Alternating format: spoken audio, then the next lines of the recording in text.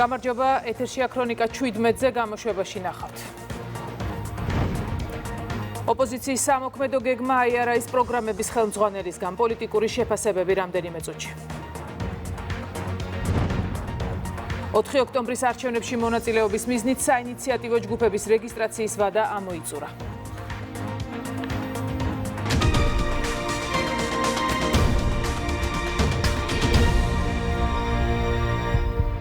საქართველოს სასამართლოს დამოუკიდებლობით ევროპის საუკეთესო 20-ში, მსოფლიოში კი 36 პოზიცია აქვს. სასამართლოს დამოუკიდებლობის ინდექს ევროკომისია ევროპის ანტიკორუფციული კვლევების ცენტრის 2024 წლის ანგარიშის ფარგლებში ავრცელებს. რასაც ხდებენ მოსამართლეთა კორპუსში და რას მიიჩნევენ ამ შედეგის მთავარ ფაქტორად, ამას სოფო ბერიძე გვეტყვის.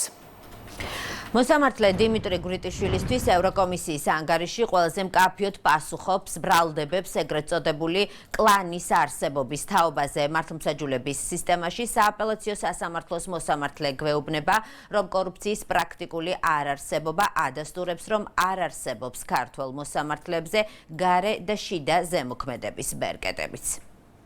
ეს ანგარიში თავისთავად პასუხს პირდაპირ ეგრეთ წოდებული კლანის თუ გავლენიანი ჯგუფის არსებობის სასამართლო სისტემაში.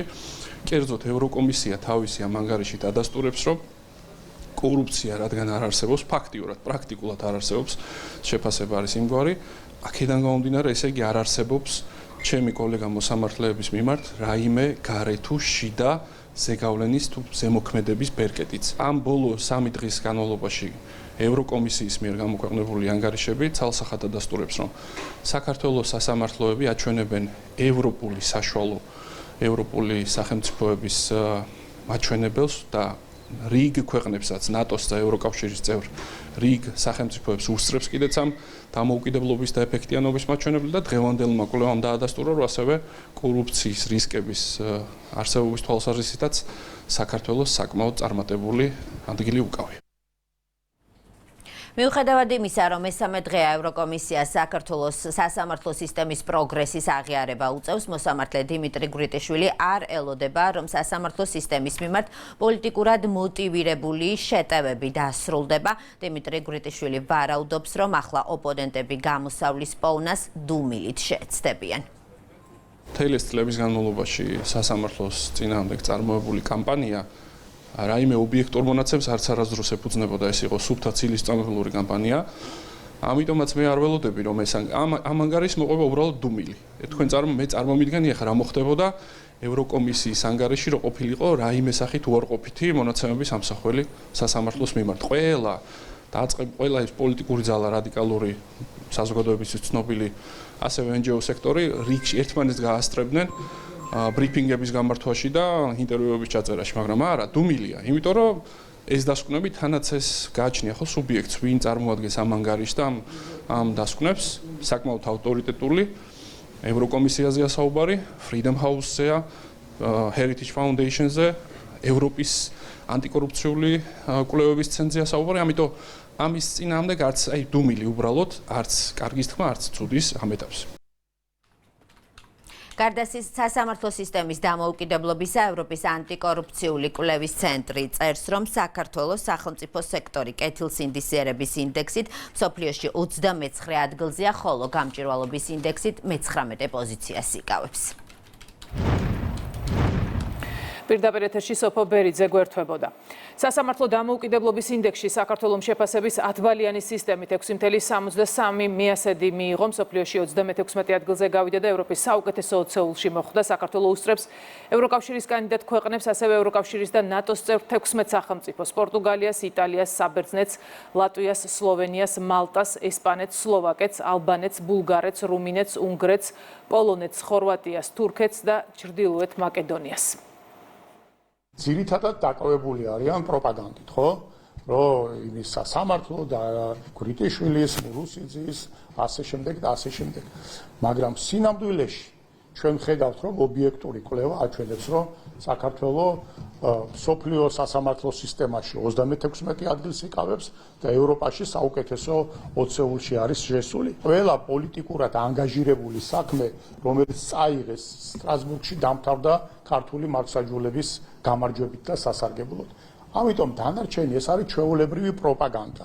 ამ პროპაგანდით უნდათ, რომ აგენტურას და საზოგადოების იმ ნაწილს, რომელიც ამ პროპაგანდას არის დაქვემდებარებული და დამორჩილებული, ამენაირად აი ამ 1000-გვარი რევოლუციური სცენარების სახარჯ მასალად აქციონ. საქართველოს მართლმსაჯულების სისტემა არის ევროპის საუკეთესო 20-ში, უსწრებს ყველა კანდიდატ ქვეყანას, უსწრებს არაერთ ევროკავშირის და ნატოს წევრ სახელმწიფოს, ისევე როგორც ეფექტური მმართველობის ღია ბიუჯეტის ინდექსით სხვადასხვა იმაჩვენებლით, რომელიც საქართველოსთვის და ჩვენი თითოეული მოქალაქისთვის არის ძალიან მნიშვნელოვანი. შესაბამისად, ერთმანეთთან წინააღმდეგობაში მოდის, რა თქმა უნდა, ის უსაფუძვლო განცხადებები, რასაც აკეთებენ სხვადასხვა ეგრეთ წოდებული პოლიტიკოსები, ყოფილი თანამდებობის პირები, ნაცმოძრაობის ლობისტები, რა დაუძახეს მათ შორის ქართულ მართლმსაჯულებას. შეურაცხყოფას აყენებდნენ მოსამართლეებს, შეურაცხყოფას აყენებდნენ სხვადასხვა იმ ადამიანს, რომელიც მუშაობს სასამართლო სისტემაში, როგორც ერთ-ერთ მთავარ სახელისუფლებო რგოლში. შესაბამისად, ჩვენ ყველაფერს გავაკეთებთ იმისთვის, რომ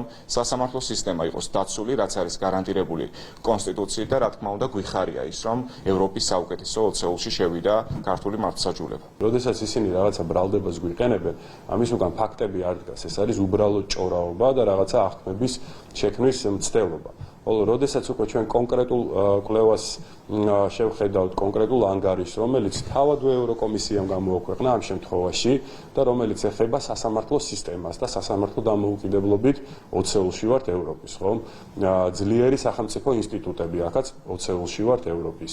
ეფექტური მთავრობა, ბიზნეს გარემო მიმზიდველი ინვესტორებისთვის და ასე შემდეგ, რომელიც ყველაფერი მოხდა ევროკომისიის ანგარიშშივე. ეს ყველაფერი ეფუძნება ფაქტებს, ეს ყველაფერი ეფუძნება რეალურ მოცემულობას.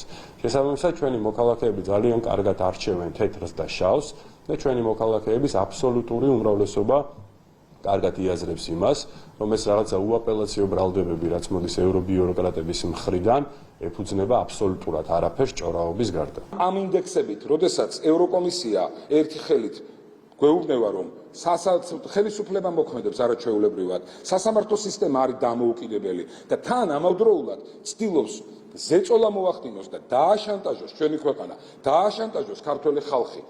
და საარჩევნო ურნებთან მისულებმა ქართველებმა იმაზე კი არ იფიქრონ, რომ ქვეყანამ მშვიდობიანი გზით უნდა წავიდეს წინ, ეკონომიკური განვითარება უნდა კონდეს, არამედ იმაზე უნდა იფიქრონ მათი აზრით, რომ აი თუ ეხლა აგენტურულ ხელისუფლებას და აგენტურულ ძალებს არ დაუჭერთ ხალხს, ევროპიდან გაგვიუქმებენ და შეგვიჩერებენ ევროლიბერალიზაციას. აი ეს უნდათ ზუსტად სამწუხაროდ. აქედანვე ხო ჩანს ძალიან კარგად, რომ სამწუხაროდ დღეს ევროჩინოსნებს აკლიათ სუვერენიტეტი და ისინი ევროკავშირის ინტერესებიდან არ გამომდინარეობენ.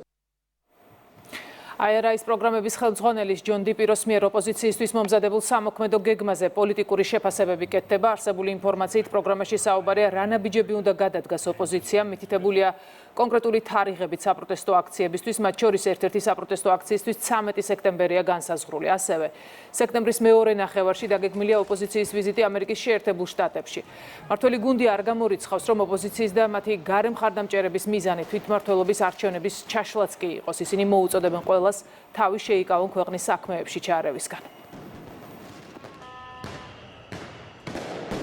ქვეყანას სჭირდება მშვიდობიანი რევოლუცია, რათა მოშორდეს რუსული რეჟიმი. როცა სურვილი ექნება პარტიასაც და IRA-ის წარმომადგენლებსაც, ჩვენ აუცილებლად არ მოვერიდებით მასთან შეხვედრასაც ნებისმიერ დროს. 2 წლის წინ ჩვენი ხალხის ძალის მიერ დაინიცირებული კანონ პროექტი გამჭვირვალობასთან დაკავშირებით, რასაც მოყვა აი ეს ცნობილი პროცესები, რადიკალური პროცესები, როდესაც პასუხი გამჭვირვალობის კანონთან დაკავშირებით იყო NGO-ებისგან, მათ შორის IRA-ის წარმომადგენლებისგან, რომ ისედაც გამჭვირვალეა არასამთავრობო სექტორი საქართველოში და არ ჭირდება გამჭვირვალობის კანონი. და ჩვენ ვამბობდით, რომ თუ გამჭვირვალეა, ყველა დაფინანსება იყოს ღია და გასაგები. აღმოჩნდა, რომ არათუ გამჭვირვალე არ არის, არამედ რასაც აფინანსებენ პირდაპირ მათივე განმარტებებითაც კი ჩანს, რომ აფინანსებენ რადიკალურ პროცესებს, აფინანსებენ რევოლუციურ სცენარებს, გადაიარაღებაში მომზადებას ახალგაზრდებისას. ამ კონკრეტული, ასე ვთქვათ, პროექტის მიზანი, რომელიც ახლა IRA-ის ეგიდით მიმდინარეობს და უნდათ რომ განახორციელოთ, არის სუმცირე ის, რომ ადგილობრივი თვითმმართველობის არჩევნები რამენაირად დააზიანონ და ამ არჩევნების შესაძლებელია ჩაშლაც კი იყოს ამ აქციის მიზანი. ეს არის ჩვეულებრივი შანტაჟის მექანიზმი, ვინაიდან ამ ევრობიუროკრატებმა კარგად იციან, რომ ეს არის წითელი ხაზი და ჩვენ ამ კანონების გაუქმებას და გაწვევას ნამდვილად არ ვაპირებთ. აბსოლუტურად ყველაფერი, რაც კი ეხება ვიზა ლიბერალიზაციას, საქართველოს ზედმიწევნით ასრულებს, თუ გადავხედავთ წარსულს, სახელმწიფო მოწოდების სიმაღლეზე დგას, მით უმეტეს ჩვენი სამართალდამცავი უწყებები და რა თქმა უნდა, არავის არ მიცვათ იმის საშუალებას, რომ ხელოვნურად არივენ ჩვენი ქვეყანა. პრეზიდენტი საფრანგეთის რესპუბლიკაში საქართველოს საგანგებო და სრულუფლებიან ელჩს, ასევე იუნესკოში საქართველოს მუდმივ წარმომადგენელს ირაკლი ყურაშვილს და ეგვიპტის რესპუბლიკაში საგანგებო და სრულუფლებიან ელჩს ნიკოლოზ აფხაზავას შეხვდა. მიხეილ ყაველაშვილმა დიპლომატებს თანამდებობის დაკავება მიულოცა და მათ სამომავლო საქმიანობაში წარმატება უსურვა. შეხვედრა პრეზიდენტის სასახლეში გაიმართა.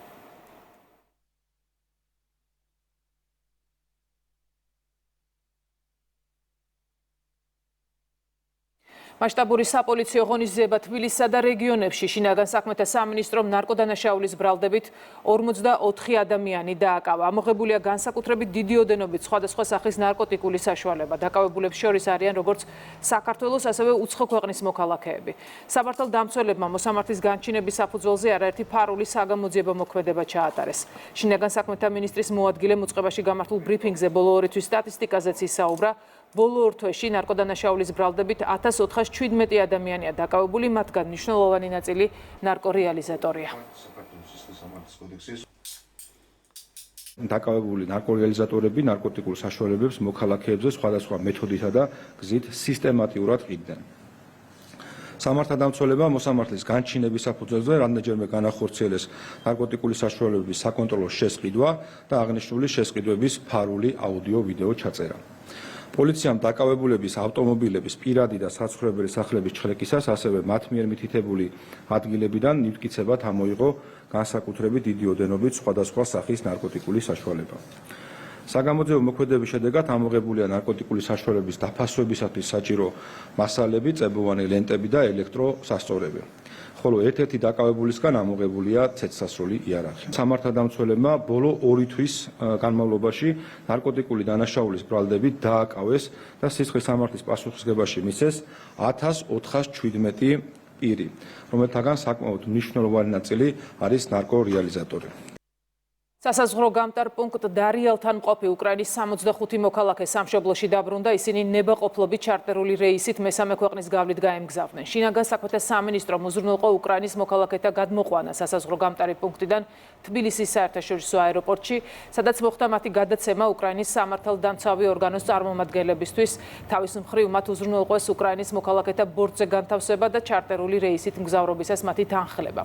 საქართველოს სახელმწიფო საზღვართან კვლავ რჩება იმ ადამიანთა გარკვეული ნაწილი, რომელთა სამშობლოში ორგანიზებულ უსაფრთხო და ნებაყოფლობით დაბრუნებაზე ქართული მხარე ინტენსიურად განაგრძობს მოლაპარაკებებს უკრაინულ მხარესთან და საერთაშორისო ორგანიზაციებთან.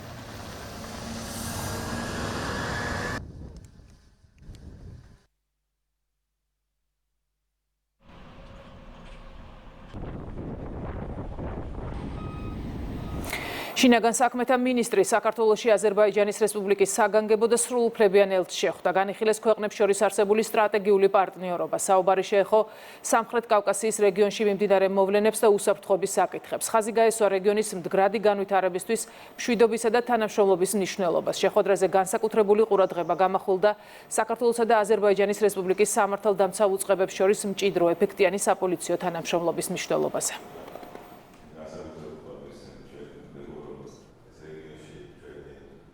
არჩილ მუსელიანს 4 წლით პატიმრობა შეეფარდა. პროკურატურა მას რუსთაველის გამზირზე პარლამენტთან მდებარე სათვალთვალო ვიდეო კამერის კაბელებისთვის ცეცხლის წაკიდებას ედავებოდა, რაც 3-დან 6 წლამდე პატიმრობას ითვალისწინებს. მუსელიანსი ბრალს არ აღიარებს. ის 2024 წლის 30 ნოემბერს მიმდინარე აქციის დროს დააკავეს.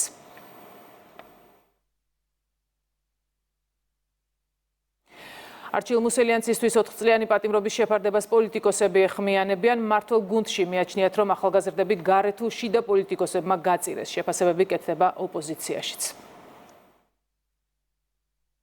რეჟიმი, რომელიც ყოველდღიურად მილიონებს პარავს ქართულ ხალხს, 29 წლის ახალგაზრდას 4 წელს უსჯის 534 ლარის ზარალის გამო. რა თქმა უნდა, ეხლა ის ჯგუფი პოლიტიკოსებისა, ვინც ეს ადამიანები ამ საქმიანობისათვის გასწირა, ისინი იყვირებენ, რომ არის პოლიტპატიმრები და ის გარე დამფინანსებლები, ვის ატრენინგებდნენ და ამზადებდნენ აი ესეთი ქცევი და საქმისათვის ახალგაზრდების გარკვეულ ჯგუფებს, რა თქმა უნდა, ისინი კვლავ იტყვიან, რომ არის პოლიტპატიმრები და სინდისის პატიმრები.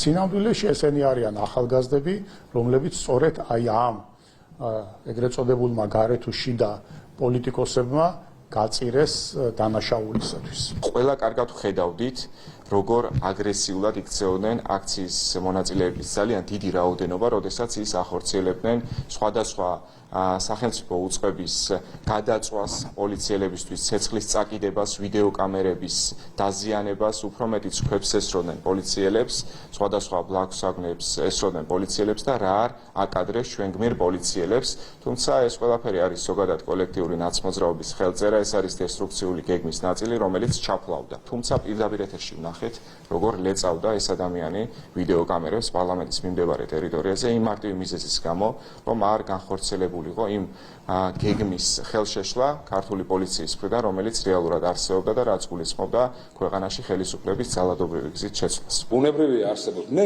იმ ბრალდების მაღალი ალბათობის ფარგლებში ვსაუბრობ და ვცემ პასუხს.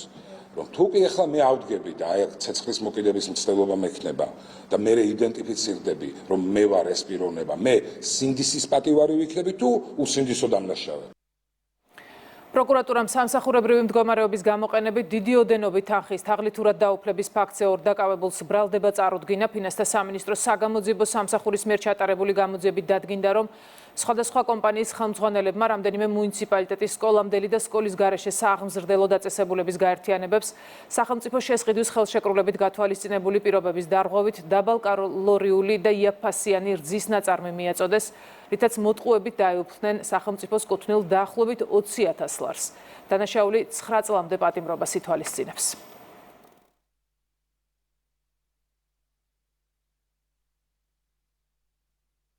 4 ოქტომბრის არჩევნებში მონაწილეობის მიზნით საინიციატივო ჯგუფების რეგისტრაციის ვადა მოიწურა საარჩევნო ადმინისტრაციას ჯამში 50-მა საინიციატივო ჯგუფმა მიმართა. შესაბამის საარჩევნო კომისიებს დამოუკიდებელი მერობის კანდიდატის წარდგენის მიზნით მიმართა 8 საინიციატივო ჯგუფმა რეგისტრაცია გაიარა 6-მა.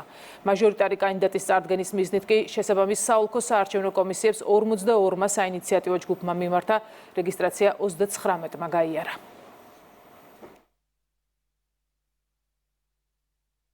არჩევნო პროცესი ეს გახლავთ, ასე ვთქვათ, დღეების და ეგრეთ წოდებული დედლაინების მთელი კასკადი. ამასთან დაკავშირებით მიღებულია საარჩევნო ღონისძიებათა გრაფიკი, რომელიც სახელმძღვანელოა ყველა ჩართული მხარისთვის. სუბიექტების მხრიდან ძალიან მნიშვნელოვანი ეტაპია ახლა იმისთვის, რომ ისინი მოემზადონ წარმოადგინონ საარჩევნო ადმინისტრაციაში საკუთარი კანდიდატები, როგორც პარტიული სიით, ისე მერობის კანდიდატები და შესაბამისად მაჟორიტარულ ნაწილში წარსადგენი კანდიდატებიც. საქართველოს მასშტაბით დამოუკიდებელი მერობის კანდიდატების წარდგენის მიზნით მოგმართა 8 საინიციატივო ჯგუფმა, აქედან დარეგისტრირებულია 6, ხოლო 2-ზე თქვა უარი, რაც შეეხება მაჟორიტარ კანდიდატების წარდგენას, მოგმართა 42 საინიციატივო ჯგუფმა, აქედან დარეგისტრირებულია 39, ხოლო 3-ზე თქვა უარი რეგისტრაციაზე. იქნება მხარდამჭერთა სიები, მოხდება მხარდამჭერთა სიების გადამოწმება და იმ შემთხვევაში თუ კანონმდებლობით დადგენილ ვადებში და კანონმდებლობით დადგენილი პროცედურები იქნება შესაბამისობაში ამ კანდიდატების მიერ წარმოდგენილ დოკუმენტებში, ამ შემთხვევაში მოხდება აღნიშნული დამოუკიდებელი კანდიდატების რეგისტრაცია. გურიის პოლიციამ ოჯახის წევრის მიმართ ჩადენილ განზრახ მკვლელობის ფაქტზე ერთი ადამიანის ხელკვალზე დააკავა. გამოძიებით დადგინდა, რომ ბრალდებულმა საკუთარ საცხოვრებელ სახლში ურთიერთშელაპარაკების ნიადაგზე სანადირო თოფიდან გასროლით თავის არეში ჭრილობა მიაყენა მეუღლეს, რომელიც ადგილზევე გარდაიცვალა. პოლიციამ დანაშაულის ჩადენის იარაღი ნივთმტკიცება დამოიღო. დანაშაული 16-დან 20 წლამდე ან უვადოდ თავისუფლების აღკვეთას ითვალისწინებს.